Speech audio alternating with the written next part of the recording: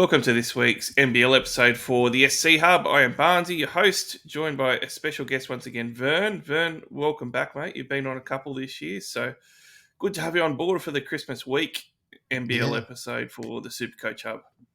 yeah, great. Thanks for having me, Barnesy. Pleasure to be here. It's always a good Christmas break because you get a lot of basketballs, a lot of NBA with the Christmas Day games over there, and we had the Christmas Day games here as well, which was pretty nice. So it was good. There's just so much basketball over the break, so I always love it. And you also obviously have the cricket and stuff. The BBL's going great for the SC Hub. How did your week go with the Supercoach, but also the basketball? Did you get much in? Yeah, I mean, look, there was so much, which is awesome. And I do like them being spread out over every day. That was very nice to sort of have one game a night. Didn't quite get all the games in. Did have to go watch a few of the 12-minute recaps there. Did have the games on Christmas, but wasn't my main focus. Was just sort of background noise. But yeah, no, I had a good week. What about you? How was your Christmas? Yeah, it was good, mate. Thank you. It was very nice to have a bit of time off and close down the office and not have any work, so I could watch a lot of basketball. I think I watched pretty much every NBL game, and NBA I caught a lot too, which is often hard to do because it's during the day for us and stuff. Definitely need to catch up on the sleep though. I did get something extra special behind me. I don't think you can see it, so I'm going to pull it up. Hang on.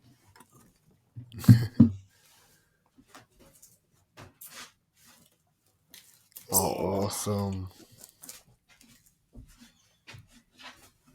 There we go. Got that one for Christmas. That's sick.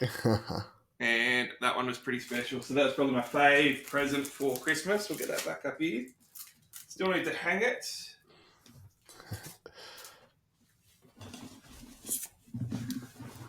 Yeah, so that was a pretty good Christmas present that I got there. So pretty happy with Jordan's last shot. Yeah, that's Um, awesome. how did you go in Supercoach? Did you end up with one of those 500s scores, or seemed to be very much haves and have-nots this week? There was a lot of low 400s type of thing, and then guys that are sort of 500 plus. Yeah, I think with everyone on the double, there was always going to be a lot of versatility because for players that hadn't really set up as well previously, they kind of get bailed out in this sort of week and they can sort of make a run at that, weekly because they just got these players that we don't. A lot of people that were on Cotton that obviously, if you're playing the long game, wasn't really ideal to have Cotton, but if you're playing for the weekly, then very nice to have him there. Me personally, I went 494, so pretty close to the 500. Went up 48 places, so sitting 295 currently. Very good. Yeah, I saw your ranking. You're still hanging around there very solidly. So very much in the hunt. I managed to go 497, so slightly better. I won one of my matchups 497 to 496, which was great. And Yeah.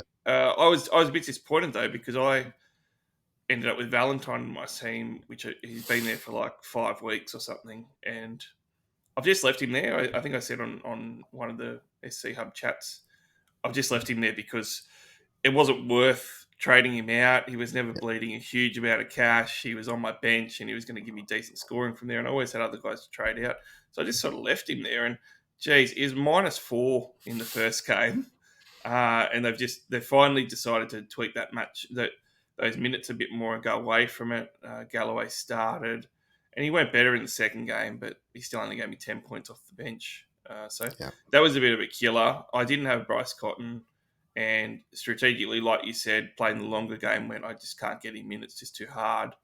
And I thought he'd go well, but I went for Captain Lamb, and that ended up only being 8 points below what Cotton did. So it's a pretty good week. And I think I was surprised. Were you surprised at because you had a similar score to me? I guess you're a bit higher up because I'm around 600. But I was surprised at how little I moved, and it's probably something for people to remember. This is what Supercoach is. When the further in the season you get, the harder it is to move and the more aggressive that you need to be. And that's probably the mode that I'm going in now because you'll find that even if you're getting great scores, it's very difficult to move now at this point of the season. Yeah, I mean, look, everyone's got all this cash, so they're set up very nicely. They have all the premium players, and obviously with the Cairns players, a lot of the teams are very similar. We have this, great Sydney run coming up. We have a great Adelaide run coming up. So they're all getting on the similar players, and there's probably not too much diversity in a lot of the teams. So there's probably not a huge score difference at the top end, which is, as you mentioned, not going to make a big difference when we're sliding up and down the ranks. Um, but look, Captain Lamb is awesome. That's really nice from you. I think second highest of the round for the score. So awesome win there. A lot of people obviously would have jumped on Williams. I personally rolled the dice with McCall. So yeah, netted a few bonus points there. So that's very nice. Yeah, McCall's second game especially was really good. I tell you what, 3 out of the last 5 games, I think he's gotten fouled out. It's starting to become an issue. Yeah. Yeah, no, that's definitely a scary thing. It's so annoying because we've seen his ceiling and he's so good. And when he gets fouled out, it's not like he gets fouled out with like a minute or two on the clock and it's like, oh no, that could have been a few extra points. Like, no, he Mm, gets fouled with like 8, 6, 7 minutes on the clock. And you're like, he could have been putting down monster points in that time because that's usually when a lot of the defensive pressure steps up. But when there's the steals available, there's also a lot of turnovers at that back end of the games as well. But we know he's got active hands. We know he loves to get a steal and run the fast break. So it's a little bit unfortunate that he keeps finding himself in this position. Especially, I think in both these games, he had quite a lot of rebounds, or like he was pretty close to double doubles in both these games. And mm, you'd think if he gets an extra, 5 minutes on the court, that he's going to make that. And it's not just the extra 2 points for the rebound; it's the 5 for the double double. And all of a sudden, he's pushing a monster score. So very frustrating from him. But look, everyone's, I guess, living and dying on that boat. I guess a little bit harder for us that ran the captain with him. Yeah, well, I also said in the chat that we've got is that it's great if you held these Cairns players because the last couple of weeks there's been a reasonable exodus considering how well they performed on Miller out and McCall out even. And I was really going nowhere near that. And especially, I think Miller was maybe top 4, top 5 trade out last week. And I was really surprised. I thought it was a big knee jerk reaction to a lesser round and stuff. And both those guys ended up 70 plus for the round, this past round. And I think people with a bit of patience got rewarded for that. Certainly, you're going to need to start getting rid of Cairns players soon, but they've still got another double this week. So those guys did well. McCall might become another captaincy option for you this week, which we'll talk about. But we need to move along. I don't think there was any huge injury news on the weekend on Mitch Creek. I haven't seen any other updates or anything. Have you seen whether he's coming back? Well, he did commentate the New Zealand game, and he seemed pretty confident that he's gonna be coming back. But it's always one thing for him to be confident, and then the medical team to turn around and be like, mate, cool your jets. You got a Mm. little bit more. So no, I haven't seen any active news. Just I guess his ability, like his belief in himself. Well, we also had some Will Magnay news on the weekend as well. So, have you seen the latest diagnosis with him? I have not. No. No, I think saw somebody mention that Will Magnay might be in trouble for this week, but I don't want to create rumors or anything. So if you didn't see anything, we'll Yeah. just leave it at that because it scared me and it was in one of the chats, but I didn't actually see any updates or anything else. So I think that we mostly are fairly unscathed for this round coming into round 13. We do have Adelaide and Cairns on the doubles, so they're going to be the teams to target. Also, a week, Vern, before we get into Market Watch now, where Cairns has a couple of options, but their doubles are going to come to an end shortly, so you can't stock too much up on those guys. And people that have McCall and Miller already there are probably going to look at maybe not getting any in. And Adelaide are Adelaide, and whilst they've played maybe better at times, they're still not one of the best teams in real life, but also for Supercoach as well. They've got Perth in the first game of the round tonight, which isn't a great matchup for them. Do you think that teams should maybe not overreact to the double game week? How many do you think people should be looking for on double game weeks in their starting 5 for the round? Yeah, look, I'm actually really hyped up on Adelaide players at the moment. Look, ever since the new coach came in, obviously we know the rotations changed, and he's got his 4 main guys now. He's got Wiley, he's got Humphrey, he's got Kell, and he's got DJ 3J. And if you look at their most recent games, they're actually showing like really consistent scoring. Like the Mm. lowest they've sort of gotten, like any of them, is like 27 points. And then they're all seem to be hitting that 30 mark, sometimes a bit higher. This week, Wiley got all with their 45. They've got consistent minutes all of a sudden. They have a consistent, I guess, team at the end of the day. They're not just chopping and changing every 2 minutes like they were previously. And because of this consistency, all of a sudden, those four guys are just like playing like premiums, which is perfect because they've come around at the right time. They're nice and cheap still considering what they're putting out, and it's just super ideal to get onto them because, as much as you said, it's a 1 week for Adelaide. Over the next 6 weeks, they have four doubles, so they're going to be a really nice team to hold while you're getting off these Cairns players. Yeah, that's true. And I'm definitely looking at some Adelaide players. I think that three is an okay aim for this week. Three on the double in your starting five. Would you agree? Yeah, I think there's no problem with three. I think, as you mentioned, we have a lot of Cairns players, so honestly, two's acceptable because you can probably field three of those Cairns players. Yeah, that's true. And look, market watch. Let's have a look at it because Will Magnay is actually the most traded out player at the moment. So Magnay had an injury which meant that he was held back in the Phoenix game, I think it was, going from memory. Sorry, guys, I've been like Christmas partying all week, so it's been hard to remember. I'm super tired at the moment too. But Magnay is going out, and look, he is a player who has been really good for me. Like I was so glad that I jumped on him because I think that there was some, I guess, people that were standoffish because they thought that maybe he wasn't going to be consistent because he hasn't been before. He's got a break even at 33 this week. It has to be said. He's gone 43, 52, 38 the last 3 weeks, and it's really been the last 3 weeks that he's hit his straps, or 3 rounds, I should say. Um, it looks like a fine trade out because he does have the single game this week. He has probably topped out at cash. He lost 7.5 grand on the weekend. He's down at 286,000. So I don't see a problem with trading at Mayday, especially if he's injured. But in a couple of weeks' time, needs to probably be said that round 15 they've got Brisbane and Illawarra on the double with Tassie, and that is a really good double matchup, and it is a round where you're going to be playing a lot of guys on singles this week anyway. So, I mean, I always like to play a bit of devil's advocate. If he's not injured and he's okay, then in round 15 he's going to be someone who's going to be pretty valuable. So I don't think that he's a must sell unless he's definitely injured, which again I haven't seen the updates on him. But he's a number one going out, and it seems to make a fair bit of sense.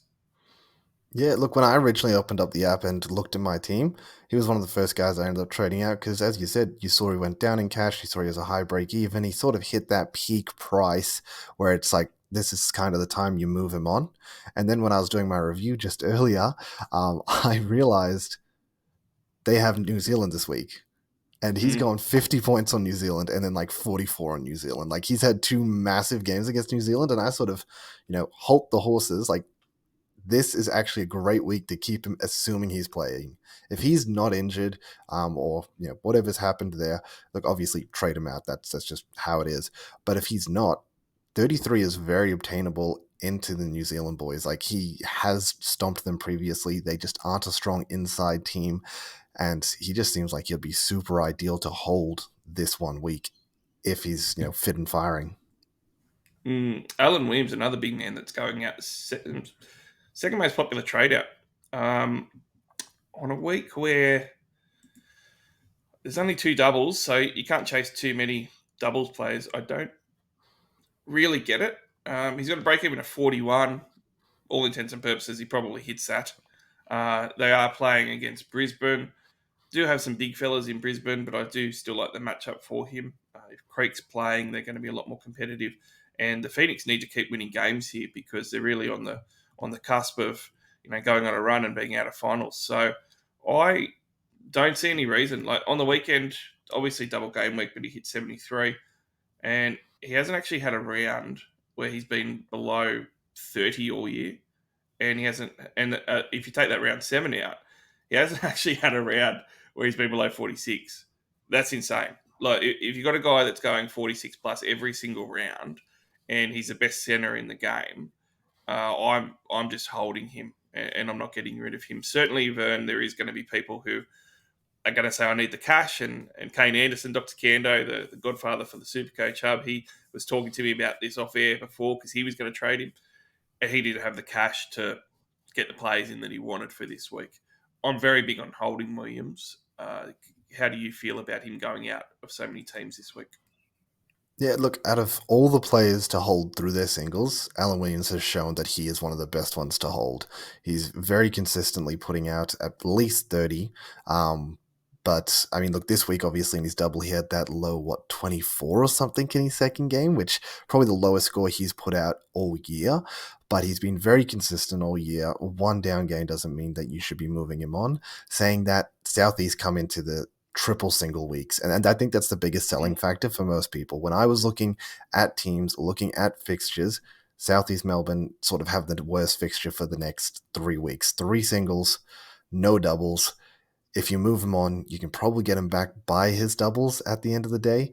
And the other problem is being a center only, you don't have the flexibility to really move him out. So you can only have two centers. If you want Humphrey this week, it's a very easy downgrade, bank 170k, make an upgrade somewhere else to bring in, one of these other Adelaide players. Very convenient. If you're someone that went on Menenga last week, it becomes very hard because all of a sudden you have Williams and Menenga. You can't hold them both if you want Humphreys. And look, he's my favorite out of the Adelaide players, so I can see why a lot of people, unfortunately, just have to move on Source. Yeah, I understand the team specific stuff. I still don't like it.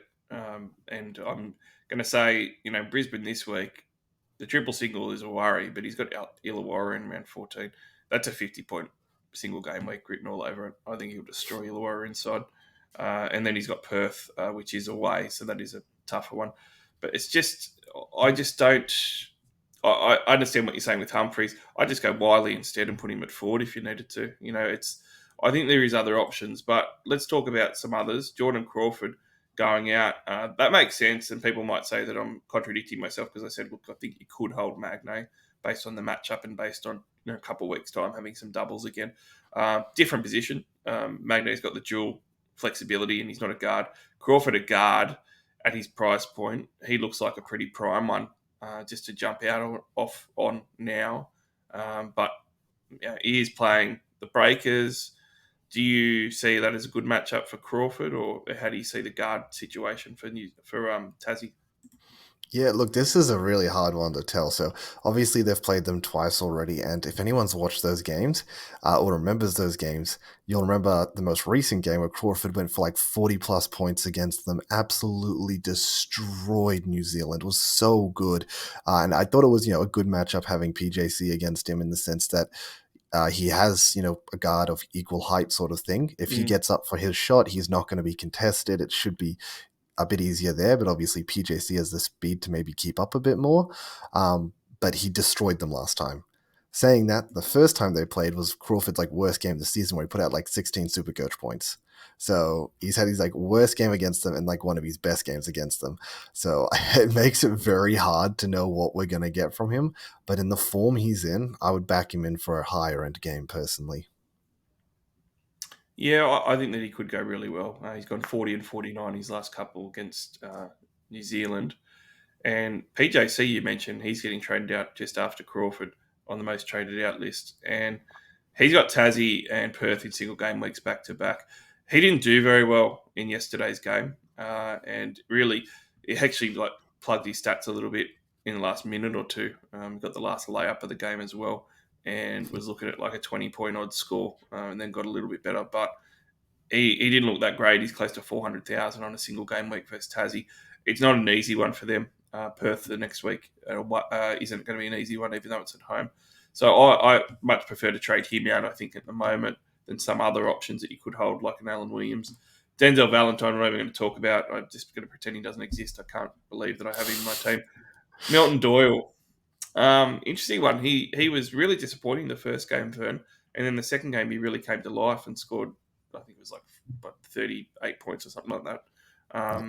He was a lot better in the second game, which we all hoped for playing against Illawarra if you owned him. He's now got New Zealand, who we mentioned has been letting guards score a little bit, and Crawford's gone ballistic against them. Then he's got Cairns, although that is at home. and then he's got the double game week of Brisbane and Illawarra. It seems like a pretty easy one to trade him out. I'm actually going to hold him though, and my reasoning is that he's gone down to 287,000 now, and he's only got a break even of 27. He's bottomed out, and I'm going to feel like I've lost a bit of cash if I get rid of him. And I have other options. So if I've got a list of players that I want to trade out, and Doyle has an okay matchup, and he's also not going to lose me money this week, and he looked a bit better last game, and I'm going to have to pay more money for him in a couple of weeks if I want to get him back in for his double. There's other guys that I've chosen to trade out instead because I've got so many that are floundering on the bench. So I don't mind holding Milton. I understand why people are getting rid of him though. Yeah. No, I think holding honestly seems correct. I feel like unless you're forced into trading him because of the way your team's set up, you should be holding him. As you mentioned, he's bottomed out in price. He had a few bad games there, which really sucks. Obviously, he had, the loss in the family, and he came back from overseas and just didn't really perform the last few weeks, but I don't think we can really, sorry, last few games, can't really blame him for that. He finally got it together in the last game again, and all of a sudden he looked like the Doyle at the start of the season. And look, Mm. Doyle's had a few down games here and there throughout the season, but look, I think we can just right off the lot the 2 games before this where he just very much underperformed. That was probably we circumstantial. He's bounced back this week. He's at a low price. Moving him on is going to be awkward. Moving him on anyway, it's very annoying. He's definitely going to be a lot easier just to probably pop on your bench, keep him there, let him gain some cash over the next few weeks, and then when he hits that double game, flick him back on field, and you're good to go. Yep. Saar has been going out, I think, in the top 10 for about 5 weeks in a row. Um, he finally lost some money, so he lost 10K in the last week, but he's still ended up putting up an all right round where he was at 36 points on the double game week. Perth have the 3 singles in a row now. That's not ideal. He does only have a break even to 23. He was a guy that I planned on trading this week, Vern, but Yep. circumstances as they are, I've had to choose other players instead. He's not scaring me to have to hold him, but looks like a pretty good trade out time for him. Yeah, I mean, as you said, if you hold, you don't hold, it's really not a big deal. His break even's completely achievable. Worst case scenario, you lose a little bit of cash on him, but as you said, if you have bigger fish to fry, then just hold on. He's been very serviceable. So we spoke about the number one player in Supercoach and Alan Williams getting traded out in the most scarce position. Ford isn't that scarce, but it's not as it doesn't have a plethora of options like Guard does.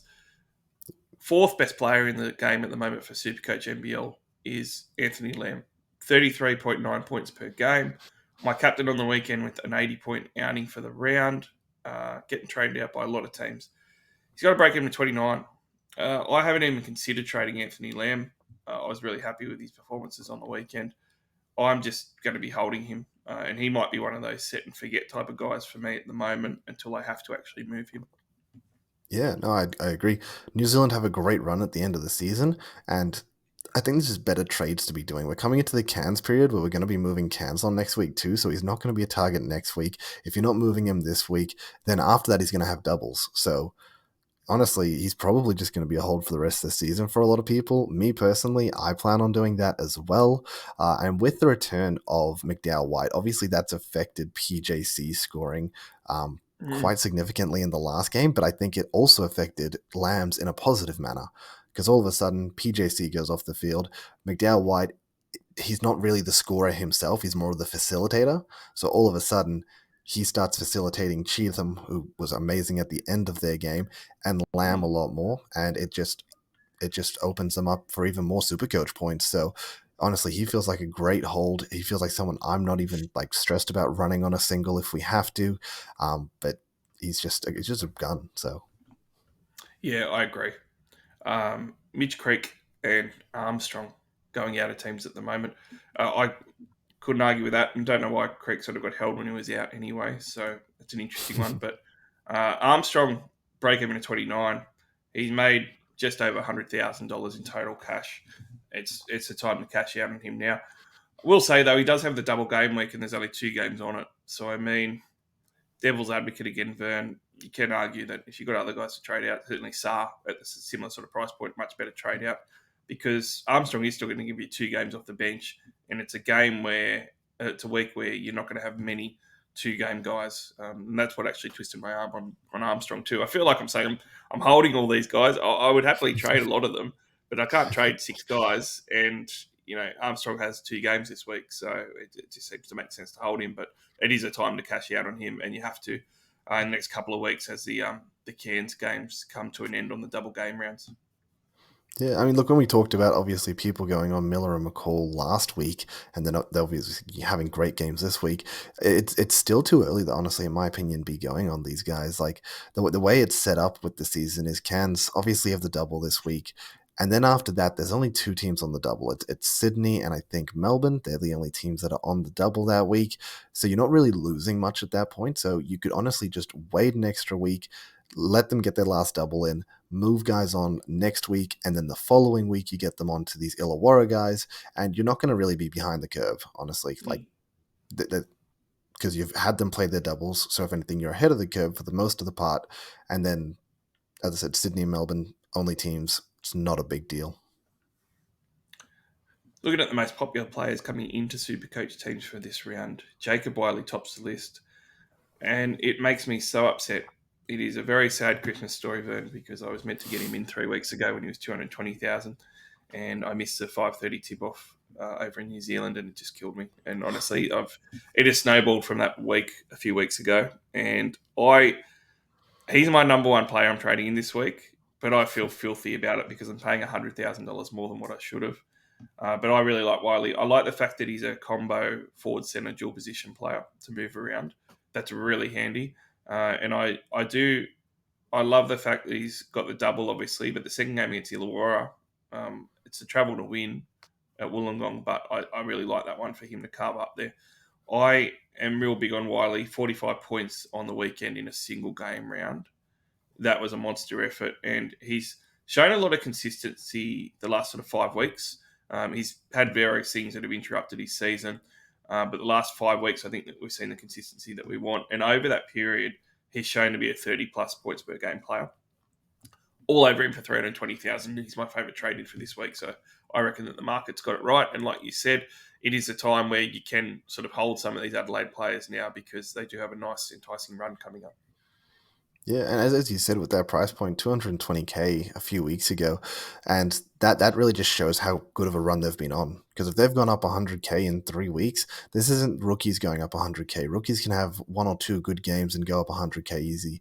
For premiums to be going up 100K at this price, they have to be consistently putting out 30 plus points game after game after game. And that's what these Adelaide boys have been doing, and that's why they're so expensive now. So yeah, you need to be jumping on them. I love Wiley as well. I think he's a big double threat every single week. He Mm. loves to get those boards, and he scores pretty consistently too. Gets a couple of blocks here and there, and it's very handy.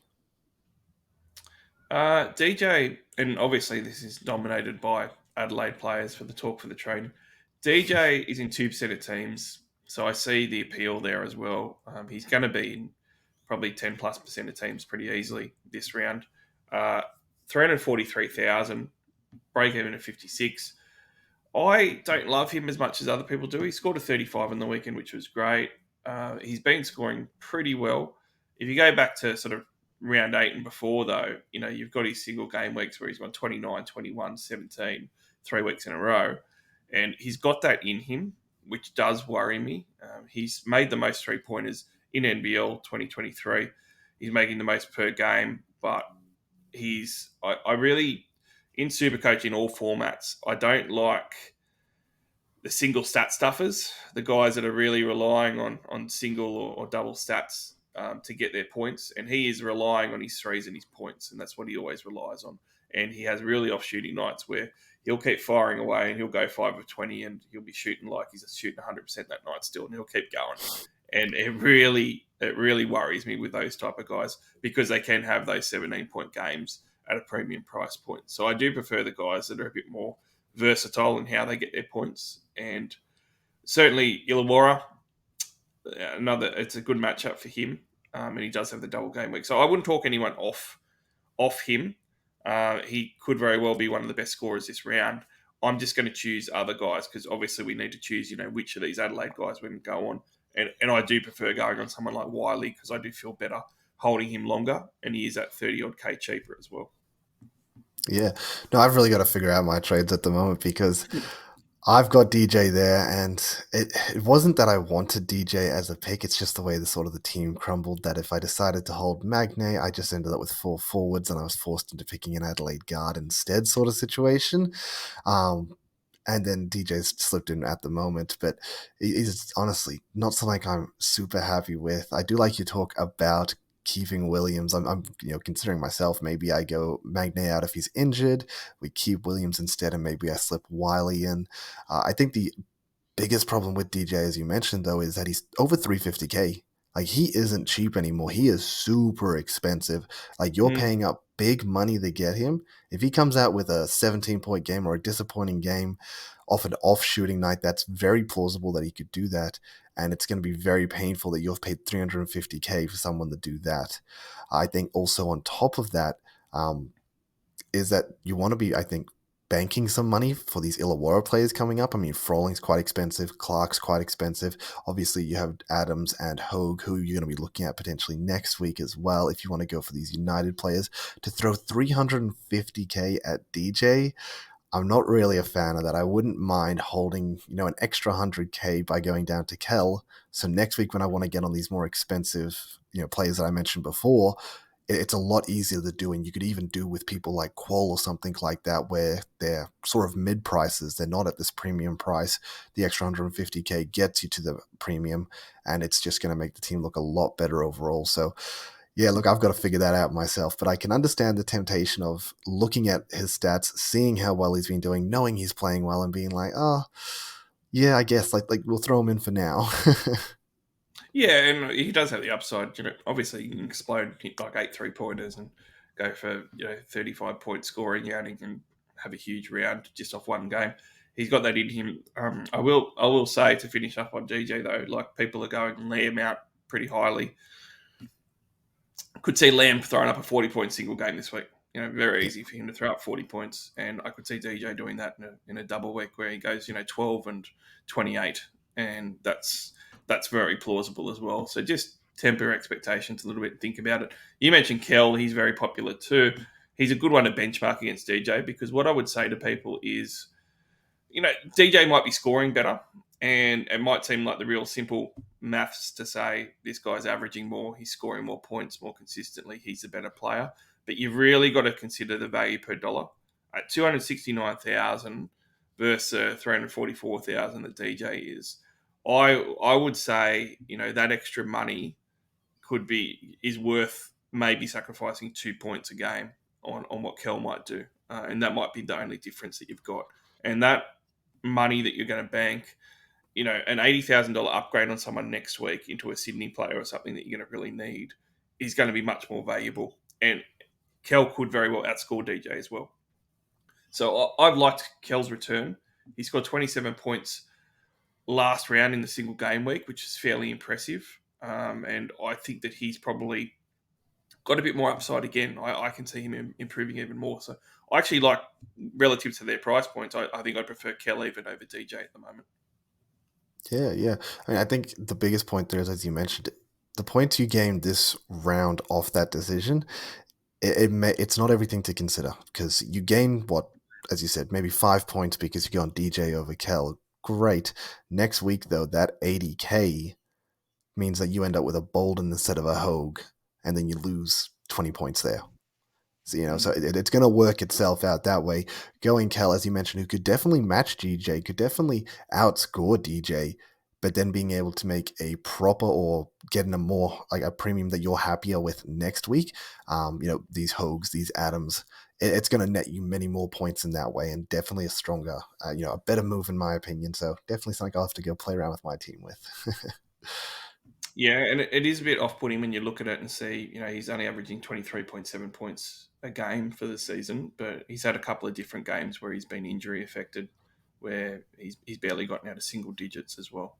So if you take all that into account, he's really been more like a 28, 29 point per game type of player. And that's where I think he's probably going to sit.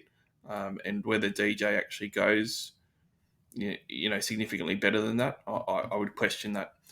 Ulbrich, people are jumping on. I'm very scared to get fooled by Aldrich again. Um, he's done this to us before. He looked great in parts of the preseason, and he came in and he went, 10, 18, 16. It was okay, and then he threw up a six.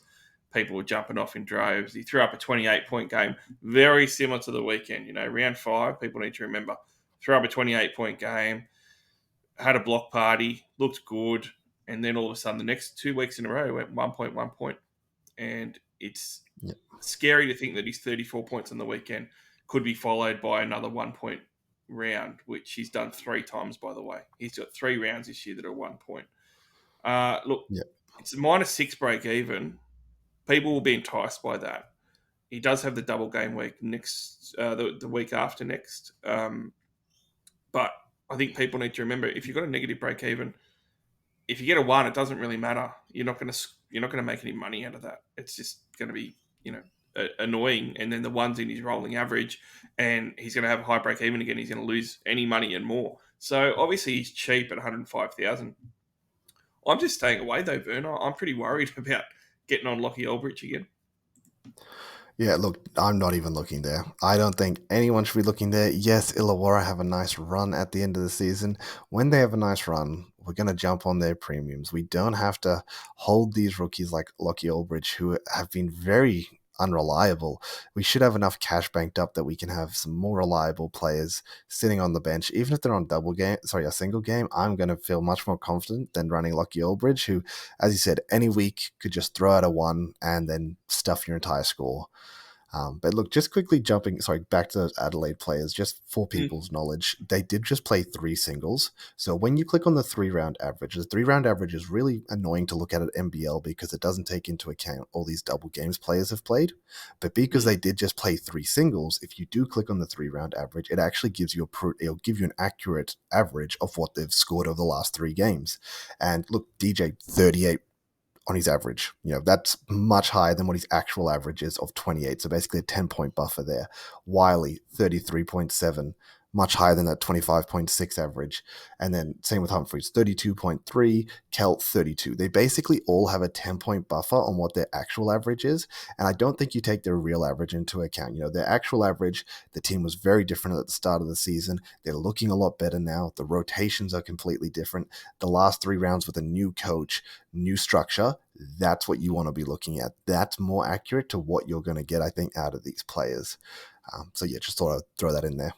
No, it's a really good point, and I mean, it is a point of the season where people need to, I guess, some strategy talk is really useful to have as well and to bounce off. And Ulbrich is a prime example as well. He brings up a really important strategy that you shouldn't be trying to make money so hard at this point of the season. We're over the halfway mark. You're not trying to make money every week at this point. You need to shift your mindset. And again, this is across Supercoach format. So if you're new to NBL, it's not any different to NRL, AFL. You've got to shift your mindset where if you're getting someone in for cash, you want to, at this point, they have to be guaranteed to make a really good amount of cash to be worth it. Yep. And ideally, you're going to get some points out of it as well and be able to play them or use them. And they're going to be able to do it in a quick amount of time. And if they can't do any of those things, you don't get them. Now, a slow burn cash generator or someone that might only make a small amount of cash at the start of the season in round 3 or 4 and you have to get rid of him, that's a different story. You can do that. You can't do it at this point of the season. It needs to be get in a Will Magnay with a -10 break even because he's going to score well. He's going to get a lot of cash injection. Wiley a few weeks ago, he's low price. He's going to score well. You're more inclined at this point to getting guys that are established players, preferably starters, that have a negative break even. Those are the guys that you target now if you want to make some quick cash, not guys that are rookies or bench players or young guys or 100K price guys. I think that ship is more or less sailed at this point of a Supercoach season. Yeah, and you'll definitely get burnt by them. I think it's shown the last 2 weeks. For anyone that was interested in AJ Johnson 2 weeks ago, we were all like, "Oh, he got a great 18 points. He's on like this negative break even. It's going to be really nice. Let's just." I personally chilled out for a round and was like, if he does it again, maybe I'll consider him. Comes out with 1 point. Anyone that went early on him got burnt. This week, Nick Marshall, from Adelaide. We were all eyeing him off. Adelaide has a great schedule coming up. He's 80K. Once again, a great break even. And we're like, okay, if he can just put out one more good game, show some consistency in that team, he's going to be a great downgrade, like, a great option to carry through a good run. And then we can use our money to make, upgrades elsewhere. Boom, comes out with a 1 again. That's 2 weeks in a row that we've seen players that had one good week, had a good break even, then follow up with a 1. I would not be surprised if Aldridge does the exact same thing that they just did. And if you go chasing money at this point, you're going to get burned. Yeah, I agree. And we did not mention one of the Adelaide players actually that was a bit higher up the list than Aldrich. So I apologise. It's your guy Isaac Humphries. I know that you mentioned you were pretty keen on. Look, he's always been fantasy or super coach relevant. Always been a good player, but he just seems to either have foul trouble, injury trouble, or rotation trouble. And that was the case a lot of this year, been a bit up and down. But the last 3 weeks, you mentioned that they had the singles. He's actually averaged over 32 points per game the last 3 rounds. And that's important to note. And you noted before that they do have a new coach and new structure and everything. 3 weeks is a decent sample size. So you would assume that's probably what we're going to be looking at now. And if it is, and he's a 30 plus point player, like maybe he's not as good as 32 across a 3 week sample size, but you can take 10% off that and he's edging towards a 30 points per game guy. At 275,000, that's quite appealing. I think that the only downsides for him are I still prefer Wiley, and he's not much more. And he is a centre only option in Humphreys. And there always is the worry with the fouls and the injuries with him that could rear its head as well. But he's certainly an under the radar guy. 6% of teams at the moment getting traded in this week, but not as much as the other guys. So he might be the more aggressive option to go for.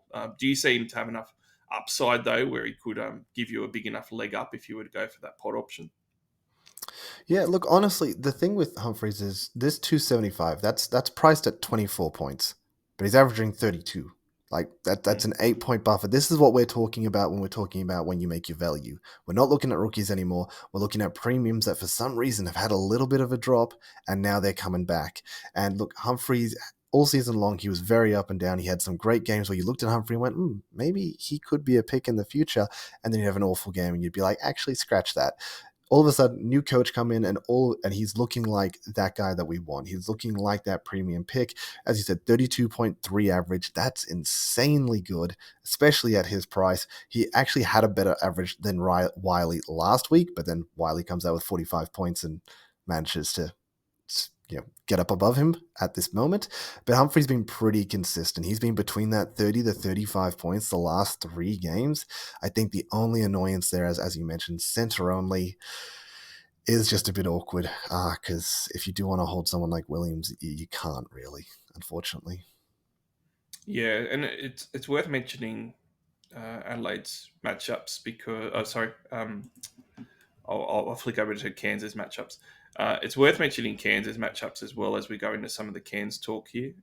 Cairns has a double game week, but it is against Sydney and is against Melbourne. Now, I'm a Sydney Kings fan, but I do not think they've got it. They've just not been playing well enough. So I don't see it as a hugely hard matchup, but it is at Kudos in Sydney.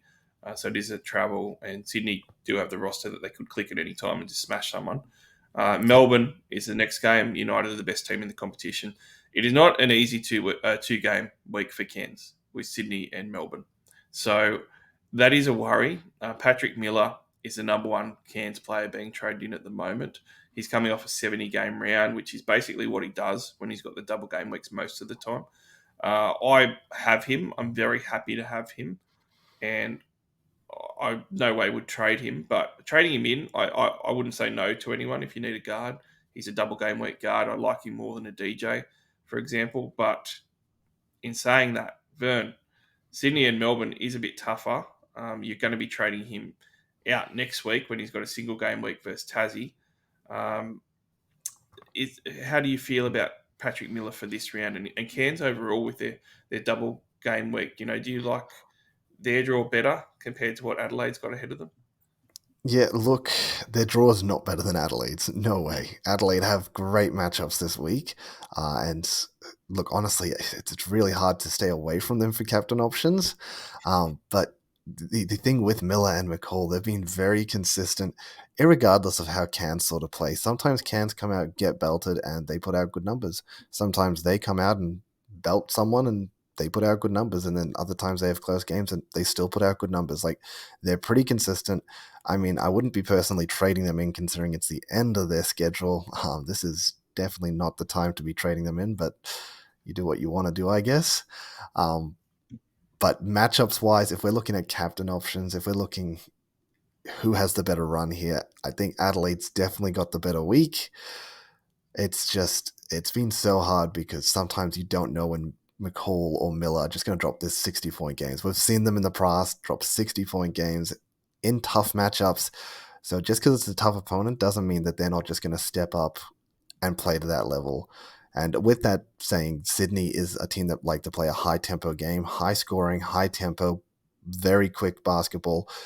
Definitely, I think plays to Cairns' advantage, but it also just gets a lot of super coach points. Sydney games always have a lot of super coach points in them because it's just always high scoring. It's not like these Melbourne games where sometimes teams only get 70 points apiece, and naturally just less scoring means less super coach points. So Yeah, and round 10 was the last time that Cairns played Sydney, and that was the round that Taj McCall went, 100-point round. And I'm trying to remember in the back of my head a month ago if it was his 18 assists against Sydney or if it was against someone else. I can't remember. Do you remember if it was against Sydney or if it was against the other opponent? oh, give me 2 seconds because it's whoever he played first. So I'm just going to quickly Yeah, jump let's have a back look at that there. because that's going to be really interesting because he absolutely killed it that game. And that is one of those games where, someone goes and busts out 70 plus score in one game, and he did it only a few rounds ago. So, Yeah. So no, it wasn't against Sydney. Sydney they played first, and then they played Adelaide, where he dropped the 66. So oh, good old Adelaide. Okay. Well, I mean, that dispels that little stat for us. But look, Taj is McCall's another one that's coming in. He's got to break in with 79 though, which is a bit awkward to bring him in for a week because you're going to lose cash. But I will say with him, he hasn't obviously he had the interrupted start of the season, so he hasn't played as many games as everyone else. But in the double game rounds, he hasn't actually gone below a 61. So he's very, very consistent in going 60 plus if he's got a double game round, regardless of opponent.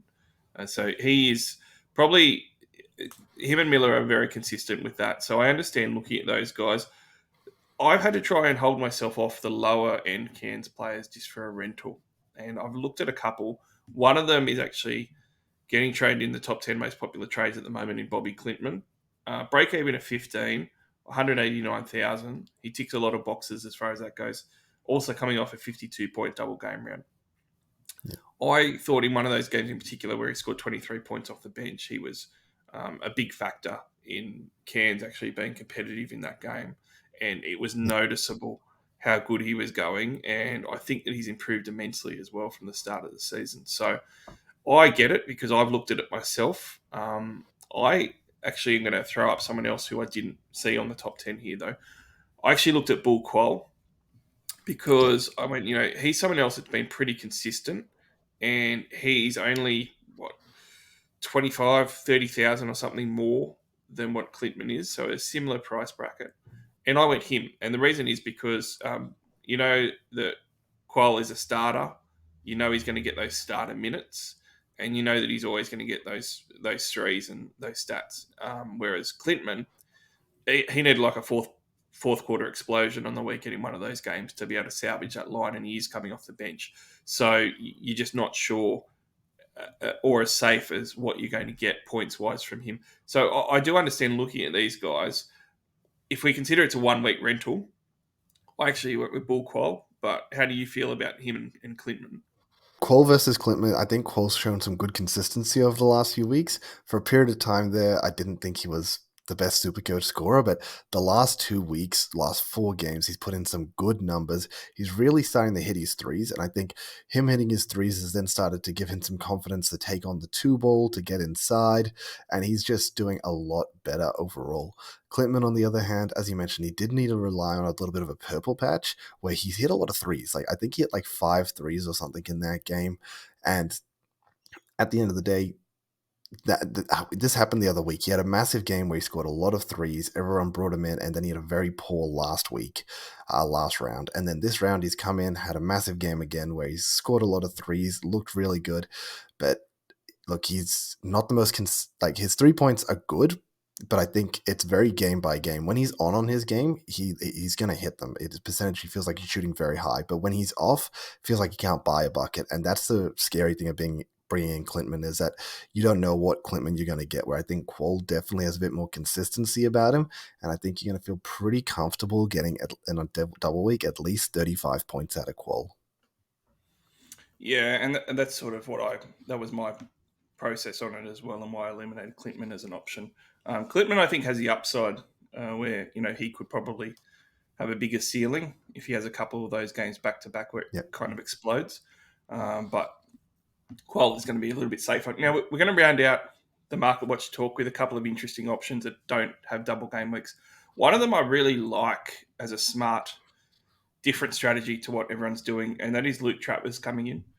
Melbourne United next week have the double game round, and for anyone that's having a look at it, Sydney and Melbourne United have a lot of options. Most people have burnt all their boosts at this point. I know I have, and that means you're only going to be left with two options out of those two teams. So it sometimes can pay if you've got a lot of double game weeks already locked in to have a look at one of these trades not being a double game week. And it's a really smart strategy for longer term. And I really like Travers coming in because he's obviously been killing it. It's one of the best super coach options. 340,000, break even of 18. So he's likely to go up in cash as well before we hit next week's double game round. He does play Cairns, and that's a decent matchup for him, although Cairns can limit the points a little bit.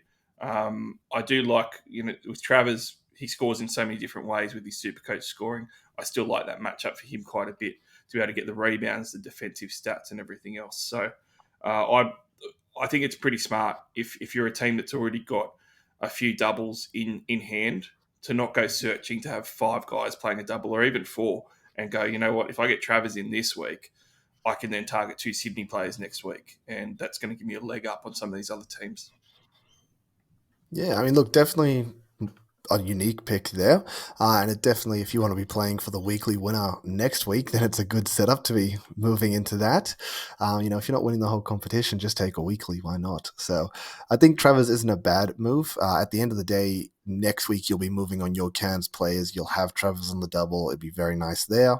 The week after that, you may still be moving on your Cairns players, though. So you may have to hold him through a single. If you're Mm. willing to, unfortunately, we all know their fixture isn't good. They've got the single this week, then a double, two singles, and then a double. You could hold him for both of those doubles, and I could see a world where you end up in a position where you have to because all of a sudden, you know, after his doubles happen, you still have to move on Can's players that you have because you had six of them or something, and then he only has one more single game before a double, so you just decide to hold him again. So he could end up being a long-term hold. And that's understandable. But if you've gone early to set up your team for the back end of the season and you're just grabbing him for this, next 2 weeks, that I think that sounds very nice to do. Yeah, it's obviously very much team specific. You don't want to leave yourself with one or two doubles in your starting lineup this week. You have to be aggressive and go for those doubles. But for teams that are set up pretty well with the doubles this week, I think it's good. And I like the out of the box thinking because everybody else is really going for those double game week players. The other guy I don't like though is Nader coming into teams. He's in the top 10 and his break even 7. Had a much better game on the weekend. 66-point round. It's 2 games into his season, so he's about to have his first price rise. Understandable when anyone who's just come into a team and is new throws up a 66-point round. There's a few things to think of with this, though. One, they've got, 3 singles in a row, the same as what Perth's schedule is. Yeah. Yep. So 3 singles in a row, that's very hard because what you're going to find is that you're going to bring him in with that break even of 7. He's going to make some money. And then he's going to basically top out and then he's going to lose money. And it's going to happen before he gets his doubles again. So you could buy him for the same price, probably, Vern, in 3 weeks when he actually has the doubles.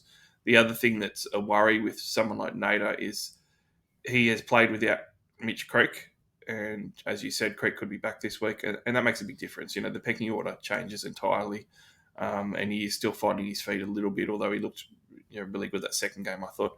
So yeah, I really don't like him. You know, I think it is nice to have that out of the box thinking and say, well, what else can I do this week if I've got the double game?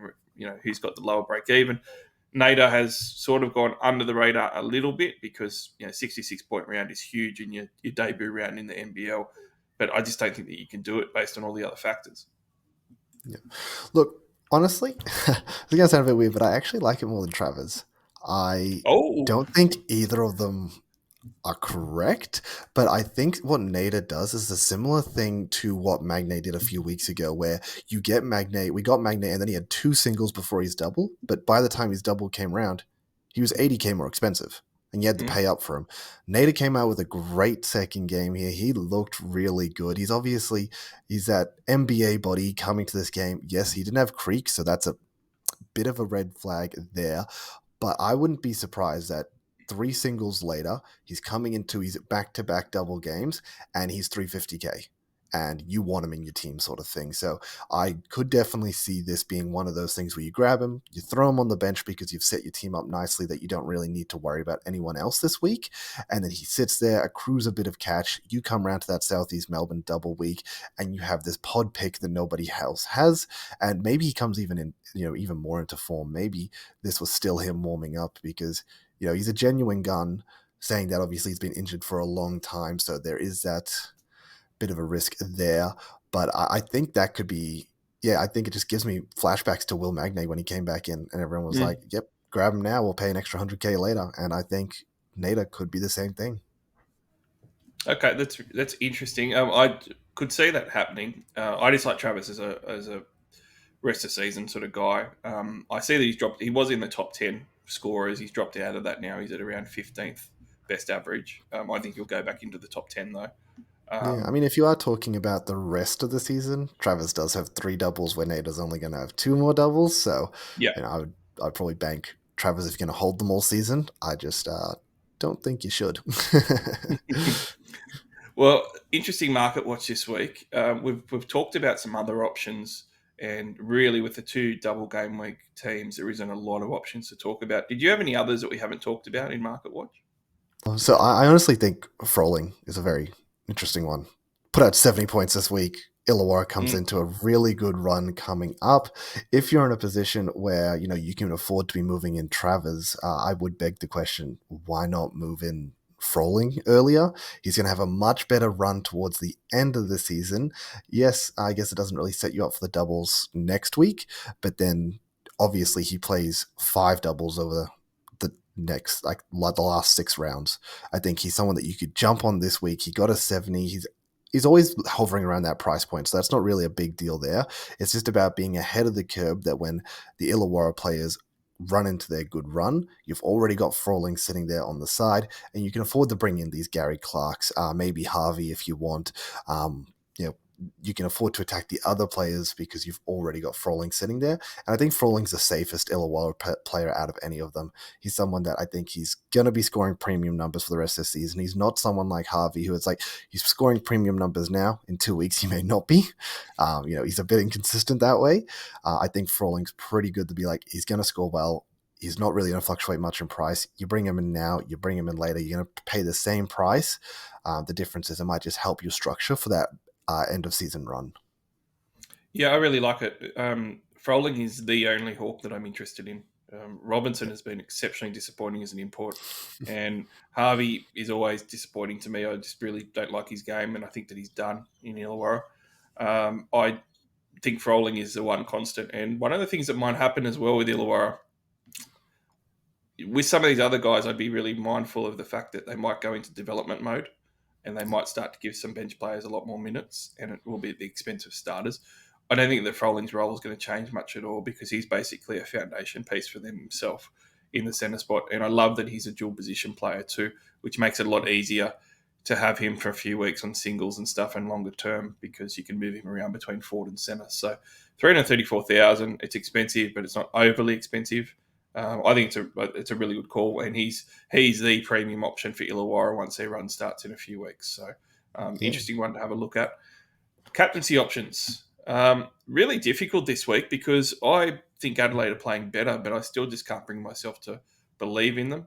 Cairns have been losing more games lately, and I don't believe in Adam Ford, but I do believe in their two stars. But again, McCall, gets fouled out more often than not the last month, and Patrick Miller just seems to go missing a little bit at times during games to stop him from having a huge one. So I'm completely torn, Vern. I do not know what to do. Probably the head says Wiley might be a really safe one with the matchups that they've got. The heart says I've been riding McCall and Patrick Miller, and they haven't really not come through, even though they've given me some heart attacks with the first game being terrible a lot of the time. They've always come through with that sort of 60 to 70 plus range. So I know Yeah. that I'm getting a decent week. And so I'm probably going to be looking at those three myself. I'm going to be looking at Wiley. I'm going to be looking at Miller, and I'm going to be looking at McCall. What about you? Yeah, look, I think they're the three main ones. I think if you want to get a bit more spicy, you can look at DJ, who's obviously uh, been averaging the most out of the Adelaide boys. But I think, as you said, McCall and Miller feel very safe for 60 plus. And that's a nice, safe, easy captain option. I think Wiley is probably in the same boat for a 60 plus. DJ, I think, could fluctuate anywhere between maybe 50 to 80. He could go, you know, very up and down depending on what happens. But I think McCall also just he's that one that has that bit of extra sauce on him. The rest of the boys you're thinking 60 plus to 70, pretty safe. McCall, you're thinking 60 plus to 70 is going to be safe, but with the upside that he could push towards the 90s if he comes out with a big game. As we said, the biggest Mhm. thing holding him back is foul trouble. All of a sudden, he shows up this week. He doesn't end up in foul trouble, and he has those games that he had, the week that just passed. He's going to be pushing 40 plus in all of those games. So there's definitely, I think, a good. I think he's going to be the safest, but also have the most upside out of any of them. So risk free captain option who's probably going to score the most points. So I think McCall's probably the go-to. As you said, Adelaide boys are way too scary to go to, but I don't think Miller or Humphrey are going to be, sorry, Miller or Wiley will be bad options. I just think McCall is a bit more on the upside. And so Yeah, and just you want to go wanted for the upside. yeah, just wanted to quickly go back to you mentioning that Illawarra maybe blood their youth coming into the end of the season. Maybe that's the logic with these people bringing in Aldridge at this point. Maybe they're thinking that's going to happen at the end of the season. Illawarra are going to blood their youth, get Aldridge in now, because once he starts hitting the court and getting court time, that's when he'll be good.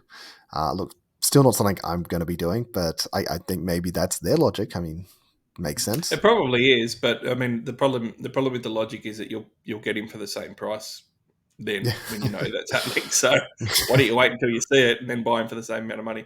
I think that's. But look, with the captaincies, I will say with McCall and why he started to become the most interesting out of my three that I'm looking at. He's currently about 14% owned. He's probably going to be 16% owned maybe once we start the round. Miller is going to be 20 plus percent owned very easily. Some of these other guys, Wiley is going to be pretty highly owned at the end of once this round starts. McCall is, I'm going to guess, going to be at least the third, if not fourth, most popular captaincy option this round. And we spoke about the start where I said, I'm surprised at how little I'm moving with good scores this week. You've got to be aggressive. If you're going to be aggressive, you're picking the guy that's not being captained by the most people. And at the moment, that's probably going to be McCall out of the big guns, or DJ potentially if you've got DJ. So that's why I'd look at those guys if you want to chase. If you're in the top 100 though, Vern, or something like that, then it probably opens it up a little bit easier to not have to worry about that, and you might even want to keep up with the pack. Yeah, so I did just bring up the captaincies right now heading into the round. McCall 50% in the top 5%. So most people that are at the top echelons are putting their money on McCall to come through. So yeah, if you want to go away from the packing, pick something spicy like a Wiley or a DJ and make a difference there, great. I mean, I tried to do that last week against Williams and I lost a few points there. So the only thing is, if it backfires, that's when you will lose ranks, sort of thing. So yeah, definitely a scary one, I think, to go against because I just think he's the outmost favorite captain by far in my mind. Well, I'm very surprised at those stats, but I will say we've got such a quick turnaround with the round this week that I think a lot of teams haven't changed their captain, and some of it will come down to that. We do need to look at community results before we go, and there has been some great results in the community to check out as well. So as always, as well with the Supercoach Hub, make sure that you do jump on Discord. You can ask your questions and things there as well. But when we're having a look at round 12, 15th best score was Toby's Troops. Toby's been killing it. And 56, we've got Mitch's Meatheads. Mitch is coming up every week as well. Actually, these are the overall ranks, I should say. And Giddy to Play from Oscar. New one in there, 103 ranking. Riveting Rights, Sam. So a few guys in there. Toby and Mitch and Oscar, really. Those three guys have been going great in the SC Hub. They're all on track to definitely finish top 100, but I'd say Toby's Troops from 15 and even Mitch's Meatheads at 56. They're well in the running to take the whole thing out. So go, boys. Top scores for the round were 526 for Michael and 526 for Toby's Troops. So Toby's almost gone in the top 100 with that score, so that's awesome. Questions wise, there wasn't many this week, so we're just going to settle for one. Which Hawks players are worth considering with their doubles? So it goes on nicely from our Hawks talk before. I think that we both think that Froling is the guy that you need to be looking ahead towards for building that end of season run. But did you think that it's worth looking at the other guys? Look, Clark was someone that people were looking at and maybe trying to get on before, but he did unfortunately have a bit of a poor week this week.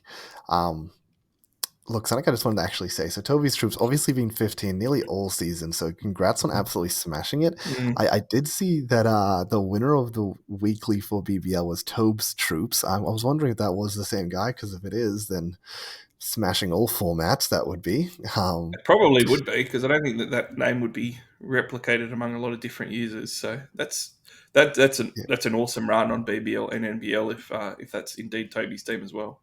Yeah, I mean, Toby, jump in our comments and tell us if you are, because, geez, we should be getting you on here to give us advice if that's the case. All formats. Well, what was his name? Chick Hicks was the one that asked that Illawarra question. Clark's a good one because I think that, like you said before the last round, I think that he's one that I would have been looking at. Yeah, I think that I'll be more looking at the next couple of weeks, which young guys are going to be getting more of a role or are maybe going to step up, whether AJ actually gets going or anything like that. And some of yeah, those guys, because I think that some of these Hawks weeks coming up, just to answer Chick Hicks's question, some of these double game weeks coming up, you're going to have other double options as well.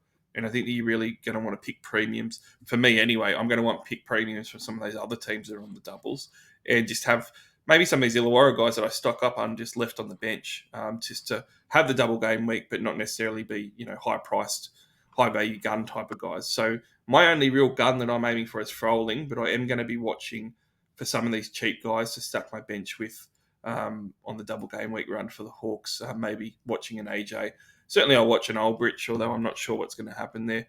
But I'm going to steer clear of Harvey. I'm just not interested. Robinson would really need to turn things around, but he might be that sort of value reward type of guy that I will have a look at. Clark has probably got the best ability to score, but we need to see what type of run he goes on. So very hard to answer at this point. yeah. I mean, look, with the Illawarra boys, the other thing to consider is they have played the least amount of games out of anyone. They're going to play a lot of doubles at the end of this, so it might seem like they're out of the running right now because they've only got 6 wins. The difference is that compared to like Brisbane, compared to like Tasmania, compared to Sydney, Southeast Melbourne, like they're 3-2 games behind. And they're in good form right now. I would not be surprised if Illawarra are trying to make a run for this play-in tournament at the end, which means that these youths, they don't get the blood. So then all of a sudden, as we mentioned, Froling's going to be a great pick there. I think Clark's maybe the next most consistent player in that team that you're probably looking at. And then, as we mentioned, Harvey and Robertson, they're pretty questionable at the best of times. But yeah, I wouldn't be surprised if Illawarra try and make a run at the end of the season here, because a lot of games for them to still play. Yeah, and pretty much the whole league gets to make the play-in. So you can, Clark is a second. Behind putting Froling aside, Clark's the most consistent guy, averaging 27.9 points. And I think in our heads we think about guys like Harvey, but he's averaging 20.6. Like the difference between Froling and Clark is immense compared to everyone else. Like it's really Yeah. those guys, and those are the guys that I'd be looking at. Robinson at 249,000. he could come good, but he's just been playing really poorly at the Yeah, moment. just pick him up and put him on your bench. You don't even need him on field. Mm. Well, that is the podcast for the Supercoach Hub for NBL round 13. Thank you very much for jumping on and joining me, Vern. Vern, you've got your show as well that you've got on YouTube as well. You've just recorded that this morning. So why don't you give that a plug so everyone knows where to find you? Yeah, so you can find me just at Vern's Super Coach. You can also find me on Twitter at Verns_SC. I always upload content there, and feel free to DM me there. I talk to plenty of people who will just message me and ask me, what do you think I should trade this week? And I'll tell them. Awesome stuff, mate. Well, everyone jump on to Vern and follow him and have a look at his show because he's got some great content for you as well for the NBL season and for other sports too. You can follow me, NRL_SC_All Stars. I'm host of the NRL All Stars podcast, and that will be kicking off in January, which is only a couple of weeks away with the preseason NRL podcast starting. So until then, jump on the Supercoach Hub Discord server. You can have a chat with everyone there. You can ask questions and also hit subscribe or follow on the podcast as well. You can find it on Spotify or everywhere, really, if you like to listen, and also follow on YouTube if you like to watch. But until then, good luck with round 13. Make sure you quickly get your trades in and set your sides because it's a very short turnaround. And we're back with another show next week.